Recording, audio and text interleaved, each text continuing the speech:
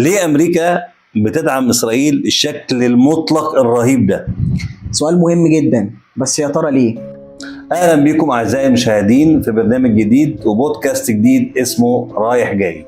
برنامج جديد هنحاول فيه نبسط كل القضايا اللي بتهم المواطن المصري والعربي، كل القضايا اللي بتهم الوطن العربي والعالم كله بشكل مبسط. كلام رايح جاي، استنونا. طب يلا بينا؟ يلا بينا. يلا بينا.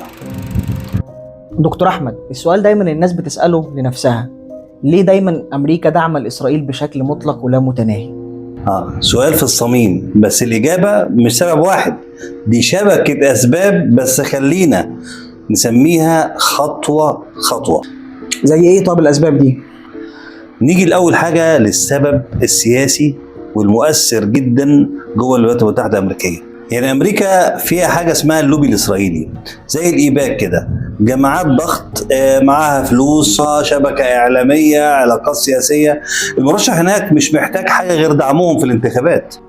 بالظبط كده، لأن ده بيخلي أي مرشح يخاف إنه يخسر الأصوات بتاعة الناخبين اليهود داخل الولايات المتحدة الأمريكية، طبعا بدون أدنى شك. يعني معنى كده اللي يعارض سياسة اللوبي الصهيوني أو اللوبي اليهودي في أمريكا بيفقد الدعم الشعبي والدعم الإعلامي والدعم المالي، فبالتالي ممكن يخسر الدعم السياسي والدعم أو يخسر الرئاسة كلها. بالظبط، السياسة هناك متشابكة بالفلوس والضغط الإعلامي. طب هل تعرف إن الدين له علاقة أساسية بدعم أمريكا والأمريكان لإسرائيل؟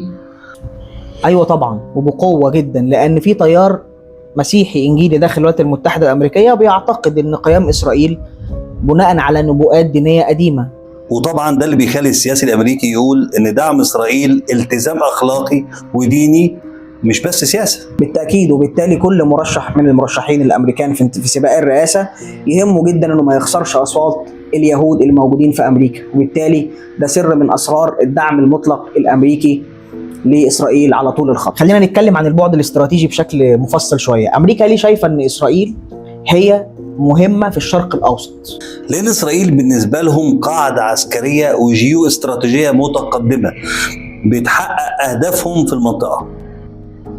هتقولي ليه؟ لأن المنطقة كلها فلوس وموارد وجغرافيا تتحسد عليها، بترول وغاز وممرات مائية زي قناة السويس ومضيق هرمز وباب المندب، وإسرائيل بتلعب دور الموظف الأمريكي المشاغب في قلب المنطقة لتحقيق أهدافهم فيها. يعني ممكن طبعا لو هنذكر إيران والصين وروسيا باعتبارهم قوى مؤثرة في المنطقة، وليهم طبعا أهداف توسعية وإن في نفوذ ومصالح ليهم في المنطقة، فبالتالي نقدر نقول كده طبعا. صحيح، يعني ببساطة الكيان العبري هو الكارت المضمون للغرب والعميل الجاهز وسط الفوضى داخل المنطقة. طب ممكن حد يسأل، أمريكا بتدي إسرائيل 3.8 مليار دولار سنويا مساعدات عسكرية، ليه؟ السبب واضح وصريح جدا، لأن الشركات الأمريكية هي اللي بتصنع السلاح وهي اللي بتبيع السلاح لإسرائيل، فبالتالي من الآخر كده الفلوس بتلف لفة وراجعة تاني في جيوب الشركات الأمريكية، فبالتالي الموضوع كله عبارة عن مصالح وبزنس فقط لا غير، مفيش حاجة تالتة. على فكرة إسرائيل تعتبر معمل تجارب للأسلحة الأمريكية الجديدة. بالظبط كده، يعني الاستثمار في إسرائيل بيكسبهم تكنولوجيا جديدة، وبالتالي بيخليهم عندهم، يقدروا تقولوا كده إن إسرائيل بقى معمل اختبار للأسلحة الأمريكية. كل يوم بيعملوا مشاكل، مرة هنا مع غزة، مرة مع لبنان، مرة مع سوريا، مرة مع إيران، مرة مع الحوثيين، فبالتالي بقى إيه، إسرائيل بالنسبة لأمريكا هي فار تجارب، نجرب معاهم الأسلحة بتاعتنا عشان نقدر بعد كده نسوق لها مظبوط. بس خليني أسألك، إزاي الإعلام بيأثر في دعم إسرائيل؟ خلينا نكون متفقين بقى ان اسرائيل عندها قدرة اعلامية كبيرة وتأثير اعلامي ونفوذ اعلامي كبير جدا داخل امريكا وداخل هوليود نفسها. ازاي؟ ما هو ده اللي بيخلي اسرائيل بتصور نفسها وبتصور للعالم ان هي ضحية عايشة بين ذئاب بشرية اسمهم العرب عاوزين يرموهم في البحر. فبالتالي ويقول لك بقى ايه بقى، يجي يحكي لنا حكايات كده ملهاش اي 30 لازمه، احنا الجيش الاكثر اخلاقيه في العالم، احنا اكتر دوله ديمقراطيه، انتم ما عندكوش ديمقراطيه في البلاد العربيه، رغم كل الفظايع اللي بيعملوها. فبالتالي هم عندهم قدره رهيبه جدا على ان هم يوجهوا راي المواطن الامريكي لدعمهم من غير ما يحسوا. قدروا يوصلوا الكلام ده ازاي؟ شغل افلام امريكاني بتاع هوليود ملوش اي 30 لازمه. فبالتالي هم ناجحين جدا وقدروا يدرسوا بقى سلوكيات المواطن الامريكي من خلال السوشيال ميديا ويأثر على معتقداته وتوجهاته لصالح اليهود. وبصراحه هم شاطرين قوي في الحته دي، قوي قوي قوي قوي. ده احنا ممكن نسميه التلاعب بالعقول، وده اخطر ما يمكن يا دكتور محمد.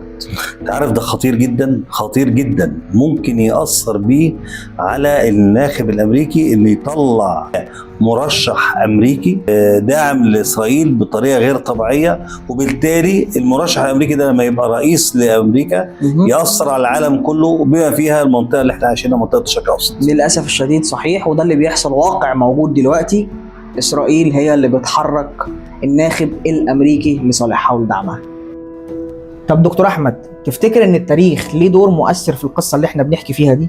أو في جذور تاريخية مهمة للقصة اللي إحنا بنتكلم عنها دي؟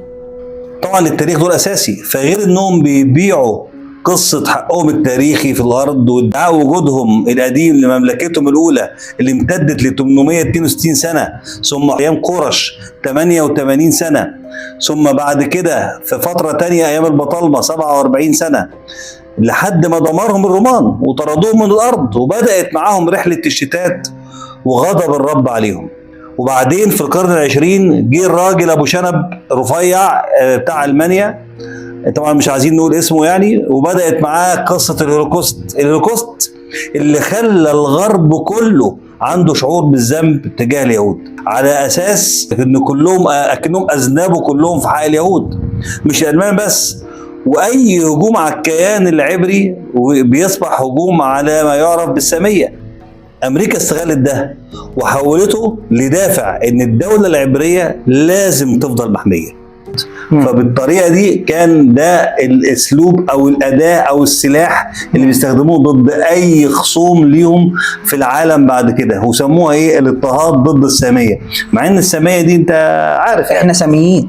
يعني هم ازاي بيقولوا اضطهاد ضد الساميه؟ احنا اصلا ساميين. صحيح، بس الجديد هنا ان استطلاعات الراي في امريكا بتقول ان 60% من الشباب ما بين 20 و 35 سنه اصبح رافض للدوله العبريه وسلوكها الهمجي. طبعا بعد اللي بيعملوه ده كله عاوز حد يأيدهم؟ ده حتى تبقى عيب والله. بالظبط كده. اعتقد كده ان احنا غطينا تقريبا يعني كذا سبب من اسباب الدعم المطلق وكل المحاور كده اصبح الرؤيه واضحه ليه امريكا بتقدم دعم مطلق ولا متناهي لاسرائيل على طول الخط. هتفضل تدعمها طبعا سياسيا وعسكريا واقتصاديا وكل حاجه، لان ليها اهداف سياسيه واقتصاديه في المنطقه بتاعتنا.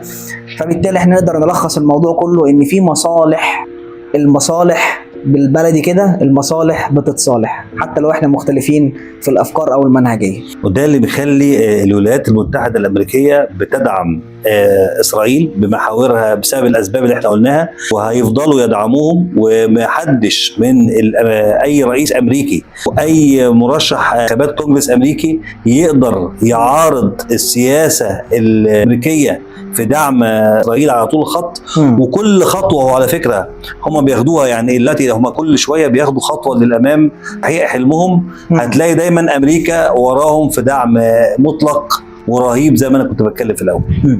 وصلت الفكره؟ وصلت الفكره.